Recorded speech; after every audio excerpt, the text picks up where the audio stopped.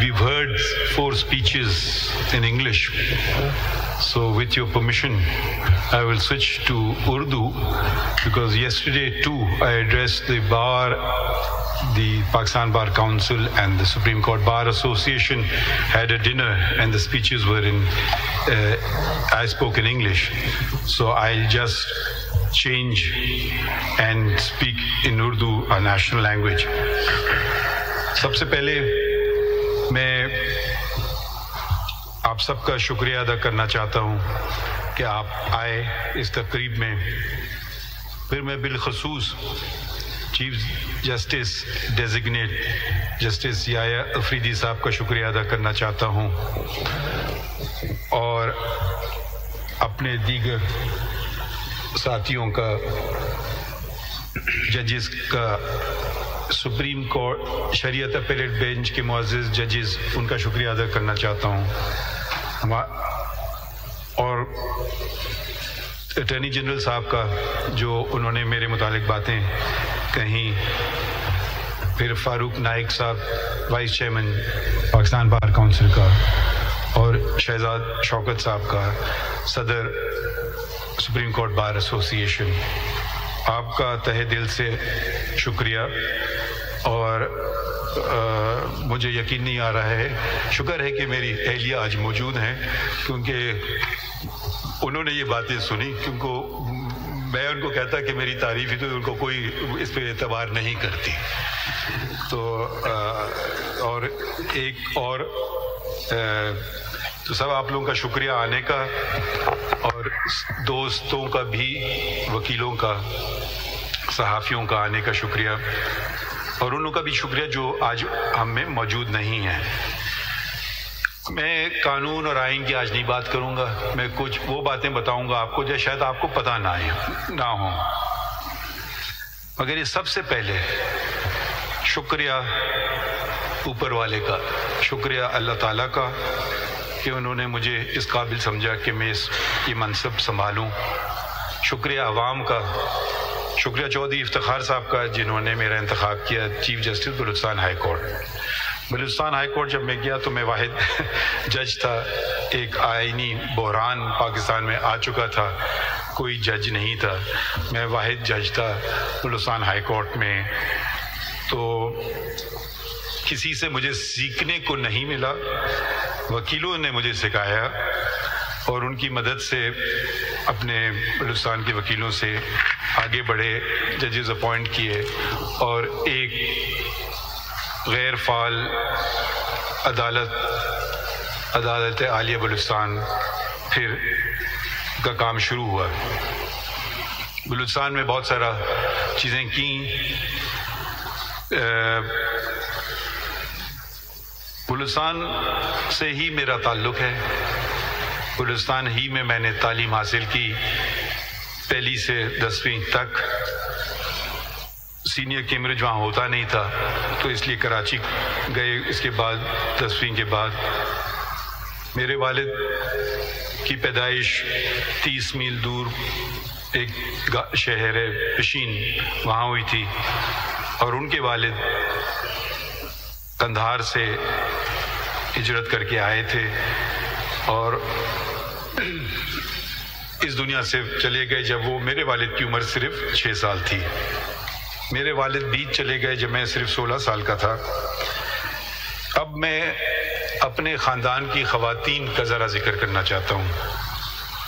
मेरी दादी, जिनसे मेरी कभी मुलाकात नहीं हुई, जिनको हम अदे कहते थे, उनके 3 बेटे थे. वो खुद पढ़ी लिखी नहीं थी, मगर उन्होंने अपने जो एक बेवा पशीन में रह रही हैं, अब आप इसको सोचिए, और ये 100 साल से पहले की बात है कि उन्होंने ये तयन किया कि मैं तीनों बच्चों को जो उस वक्त की सबसे बेहतर तालीम है वो दिलवाना चाहती हूँ. सबसे बड़े उनके बेटे काजी मूसा, वो एक्सेटर कॉलेज गए, और उसके बाद मेरे वालिद काजी मोहम्मद ईसा इंग्लिस्तान मिडिल टेम्पल बार की डिग्री लेने के लिए गए, और सबसे छोटे قاضی اسماعیل وہ پائلٹ بنے. دونوں اپنے چچاؤں سے میری ملاقات نہیں ہوئی کہ ان کی وفات مجھ سے پہلے ہو گئی تھی, میری پیدائش سے پہلے ہو گئی تھی. اس وقت انگلستان جانا آسان کام نہیں تھا. آپ کو پہلے پشین سے کوئٹہ سے پھر کراچی 24 گھنٹے کا ریل کا سفر, پھر کئی دنوں کا سمندر کا سفر جو آپ کو لے جاتا انگلستان. تو میرے والد بلوچستان میں پہلے بیرسٹر تھے اور میں بھی اسی جگہ سے میں نے اپنی بار کی جہاں سے انہوں نے جس کا انتخاب کیا تھا. 4 انز آف کورٹ ہیں. مڈل ٹیمپل کا نام کم سنا جاتا ہے پاکستان میں, تو میں بھی مڈل ٹیمپل میں گیا. میرے والد پہلے بلوچستان کے بیرسٹر تھے اور میری بیٹی پہلی خاتون تھیں جو مڈل ٹیمپل سے جنہوں نے بار کیا, اور میں نے بھی ہم 3 جنریشن ایک ہی ان سے انہوں نے کیا. بلوچستان میں بہت ساری چیزیں کی.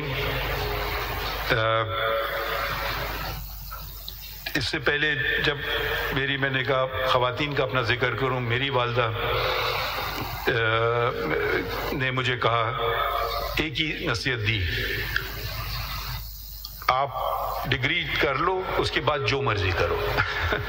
تو ڈگری جیسی مجھے ہاتھ میں آئی بار کی, ساتھ ساتھ میری شادی بھی ہو گئی. تو میری وابستگی میری اہلیہ اور اس پروفیشن سے برابر کی ہے, 42 سال کی. 42 سال مجھے اس پروفیشن میں ہوئے ہیں اور 42 سال سے میری شادی کو بھی ہوئے ہیں. تو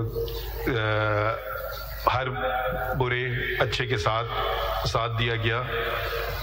چیف جسٹس اس وقت افتخار محمد چودھری صاحب نے اپنے رجسٹرار کے ذریعے ڈاکٹر فقیر محمد کے ایک دن فون آیا کہ آپ کو چیف جسٹس صاحب بلا رہے ہیں.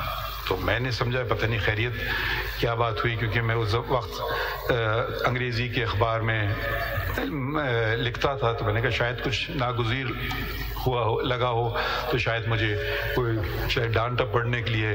تو میں نے ریٹرن ٹکٹ بک کیا اسی دن کا کہ واپس آ جاؤں گا. تو وہاں پہ پتہ چلا کہ انہوں نے کہا کہ نہیں آپ جاؤ بلوچستان سنبھالو, وہاں کوئی جج نہیں رہا. میری زندگی میں ویٹو پار میری اہلیہ کو ہے, اور اس وقت میرے پارٹنر ان سے میں نے کہا کہ میں نے کہا جی میں جب تک وہ نہیں ہاں کریں گے تو میں بھی نہیں کر سکتا ہوں. تو دونوں نے اگری کیا اور پھر وہاں سے میں بلوچستان ایک دم زندگی بدل گئی راتوں رات. اور بلوچستان بلکہ چودھری صاحب نے مجھے کہا چلے جاؤ. میں نے ان سے بات کی, میں نے کہا میں تو اپنا ٹوتھ برش بھی نہیں لایا ہوں. تو خیر بلوچستان گئے اور پھر بلوچستان میں جو کچھ کیا وہ خیر ہمارے بلوچستان کے دوستوں کو پتہ ہے. بہت سارے کام